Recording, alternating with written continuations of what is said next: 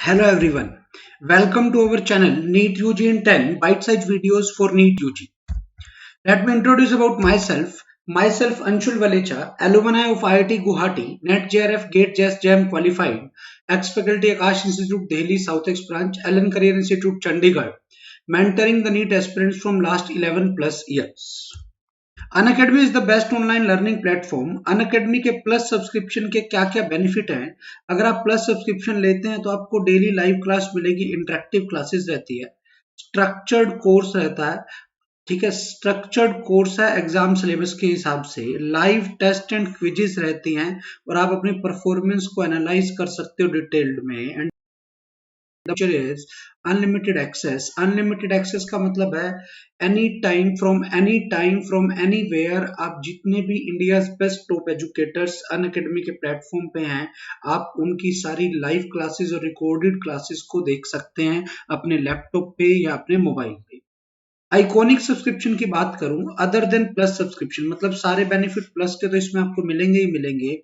उसके अलावा personal coach मिलेगा 1-to-1 गाइडेंस के लिए, स्टडी प्लानर होगा डेली का और बाई वीकली रिव्यूज मिलेंगे, टेस्ट एनालिसिस इन डेप्थ मिलेगा और personalised feedback to improve your time management and exam approach. Fee structure की बात करें, आइकॉनिक का 1 ईयर का फी 45,000 है, 2 ईयर का फी 61,000 है। बट जैसे ही आप मेरा कोड यूज करते हो लाइव एवी 10% आपको फीस में डिस्काउंट मिलेगा। 1 ईयर का फी 40,500, 2 ईयर का फी 54,900 हो जाएगी। प्लस सब्सक्रिप्शन की बात करूं, प्लस के लिए 1 मंथ की फी 6K, 3 मंथ की फी 15K, 6 मंथ की फी 24K, 12 मंथ की फी 30K, 24 मंथ की फी 36K है। बट जैसे ही आप मेरा कोड यूज करते हो लाइव एवी, आपको 10% फी में डिस्काउंट मिलेगा। 1 ईयर की फाइनल फी 27,000 हो जाएगी। Live AV is my referral code और 2 ईयर की फाइनल फी 32,400 रुपीज हो जाएगी। अनअकैडमी के लिए आपको करना क्या है? आपको अनअकैडमी लर्निंग ऐप के लिए आपको प्ले स्टोर पे जाना है, वहां से अनअकैडमी लर्निंग ऐप को डाउनलोड करना है, इंस्टॉल करना है और उसके बाद आप अपना रजिस्ट्रेशन करके अनअकैडमी के सारे फीचर्स देख सकते हैं। आज का जो हमारा टॉपिक है एम्स 2014-15 में प्रीवियस ईयर क्वेश्चंस जो आए हुए हैं ऑन काइनेमेटिक्स, ये आज हम डिस्कस करने वाले हैं। पहला क्वेश्चन है, a body starts from rest at t equal to 0, the acceleration time graph is shown in the figure, the maximum velocity attend by the this. आपको पता होना चाहिए area of acceleration time graph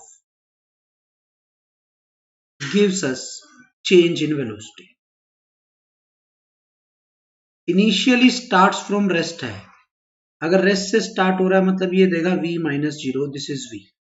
अब velocity maximum तब होगी जब area graph का maximum होगा, और एरिया मैक्सिमम कहां पे हो रहा है बेटा? 11 सेकंड पे। तो एक बात तो कंफर्म है कि velocity is maximum at t equal to 11 second. Velocity is maximum at t equal to 11 second. तो मतलब मुझे मतलब 11 सेकेंड तक का एरिया निकालना है, ये वाला एरिया निकालना है। अब अगर मैं ये वाला एरिया निकालता हूं तो ये आपका एरिया आएगा बेटा half into 10 into 11 which is equal to 55। तो और इनिशियल वेलोसिटी तो ये थी, area will give us the velocity, तो मैक्सिमम वेलोसिटी कितनी आ गई बेटा? 55 metre per second. This is your answer. Area ऐसा क्यों लिखा half into 10 into 11? Because triangle का एरिया होता है half into base into height. AIIMS 2014 में आया हुआ क्वेश्चन है। नेक्स्ट एम्स 2014 में आया हुआ question, two projectiles are fired from the same point with the same speed at angle of projection 60 degree and 30 degree। अब आप देखो एक एंगल 60 का है, एक एंगल 30 का है, दोनों एंगल का सम अगर मैं देखूं तो 90 हो गया। 90 सम होने का मतलब कॉम्प्लीमेंट्री एंगल है। और बेटा जब भी एंगल कॉम्प्लीमेंट्री एंगल हो, आपको पता होना चाहिए कॉम्प्लीमेंट्री एंगल के लिए रेंज की वैल्यू सेम होती है। For the complementary angle range will be same. Same point with same speed है, स्पीड भी सेम होनी चाहिए इसीलिए, तो their range will be same. Range क्या होगी बेटा? सेम होगी। बी आपका आंसर आ गया। मैक्सिमम हाइट किसकी ज्यादा होगी? जिसका एंगल ज्यादा है, तो बेटा ये गलत हो गया। Their landing velocity will be same. Landing velocity same नहीं होगी, स्पीड सेम होगी क्योंकि डायरेक्शन अलग अलग है। Their time of flight will be same, नहीं एंगल अलग अलग है तो इसलिए टाइम ऑफ फ्लाइट भी अलग अलग होंगे। कॉम्प्लीमेंट्री एंगल के लिए रेंज क्या होती है, सेम होती है। Next question is a stone tied to the end of a string 1 meter long is whirled in a horizontal circle with a constant speed. If the stone makes, मतलब पहली बात तो रेडियस कितनी आ गई 1 metre, stone makes 22 revolution in 44 second.